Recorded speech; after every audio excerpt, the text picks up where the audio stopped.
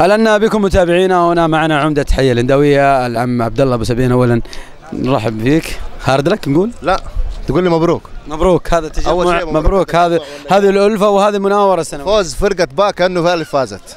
جميل جميل. هذه الروح العالية، هذه برضو رسالة يعني الآن تبث لك منك للمتجمعين وأيضا للي لعبوا هذه المباراة. عم عبد الله، هذا التجمع الرائع السنوي كيف تشوفه؟ كيف تشوف تعاون أبناء الحي هنا لمساعدتك في هذا التجمع؟ شوف أنا أثبت لك فعليا لو الكاميرا تلف على الأخوان اللي جالسين هنا 90% كلهم مو ساكنين في الحي، لكن أصولهم من الحي الهنداوية، تجمعهم محبة ومناورة زي هذه. وشوف الأستاذ سليمان أبو الطول يعني بأمانة الله هو الجندي المجهول في الأحداث هذه اللي أنت شايفها. وفي هناك برضه داعمين لنا بريم باغر وفي أبو حماد وفي ابن الشباب، شايف كلهم يد واحدة مع بعض. نعم.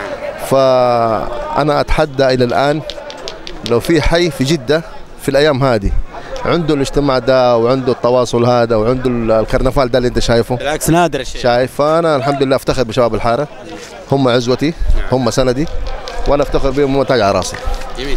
بنسالك سؤال، الجمهور يسال المعايده السنويه يعني لسه رمضان ما جاء، لكن سؤال استباقي، راح تكون موجوده لابناء الحي؟ تكون في الحاره موجوده، وان شاء الله واليوم العيد حكون في وسط الحي احتفال كبير. وان شاء الله برضو انا ادعوكم في 10 رمضان الفطور الجماعي في الحي في وسط الحي. ان شاء الله المجموعه دي كلها حتشوفها ان شاء الله يوم 10 رمضان برضه حكون موجودين في الفطور الجماعي باذن الله. نقول قبل كل شيء وقبل العيد شهر مبارك، كل عام وانتم بخير، وان شاء الله باذن الله يجمعكم بالمحبه والالفه دائما يا رب. وان شاء الله رمضان الكريم ان شاء الله هذا يهل علينا واحنا بصحه وسلامه، وتنتهي الاحداث كلها ان شاء الله، وتعيش بلدنا ان شاء الله في امان واستقرار يا رب ان شاء الله بمشيئه الله.